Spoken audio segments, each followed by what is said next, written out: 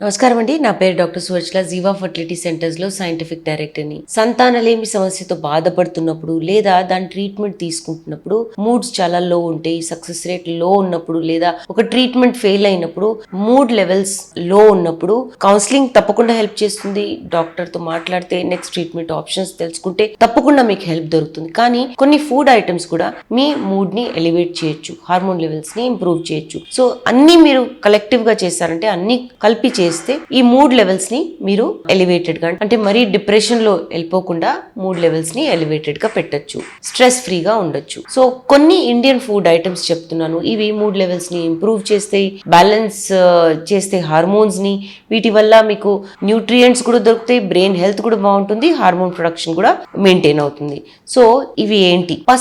పసుపు గురించి ఇంతకు ముందు వీడియోస్ లో కూడా మనం చెప్పుకున్నాము. యాంటీ ఇన్ఫ్లమేటరీ ప్రాపర్టీస్ ఉంటాయి, అంటే వాపు తగ్గించడం. కర్క్యూమిన్ అనే చాలా ఇంపార్టెంట్ కంపౌండ్ ఉంటుంది, దీనివల్ల ఈ యాంటీ ఇన్ఫ్లమేటరీ ప్రాపర్టీస్ వస్తాయి పసుపుకి. బ్రెయిన్ ఫంక్షన్ కూడా బూస్ట్ చేస్తుందండి. కర్క్యూమిన్ బ్రెయిన్ లో ఉన్న బ్లడ్ బ్రెయిన్ బ్యారియర్ ని క్రాస్ చేస్తుంది, దీనివల్ల మూడ్ ఇంప్రూవ్ అవ్వడము, కాగ్నిటివ్ ఫంక్షన్ కూడా ఇంక్రీజ్ అవుతుంది. ఎలా అంటే బ్రెయిన్ డిరైవ్డ్ న్యూరోట్రాపిక్ ఫ్యాక్టర్ అనేది ఒక ఇంపార్టెంట్ ఫ్యాక్టర్ అనమాట. BDNF అంటారు దాన్ని. ఇది పసుపుతో బాగా ఎలివేట్ అవుతుంది. మనం ఎలా ఇంక్లూడ్ చేయాలో ఇండియన్స్ కి చెప్పాల్సిన అవసరం లేదు. కర్రీస్ లో, పప్పుల్లో, వెజిటేబుల్ కర్రీస్ లో వేసుకోవచ్చు, లేదా పాలల్లో వేసుకోవచ్చు, సూప్స్ లో వేసుకోవచ్చు. మీరు స్నాక్స్ చేసుకుంటున్నప్పుడు, సాలడ్స్ చేసుకుంటున్నప్పుడు కూడా దీన్ని ఇంక్లూడ్ చేయండి.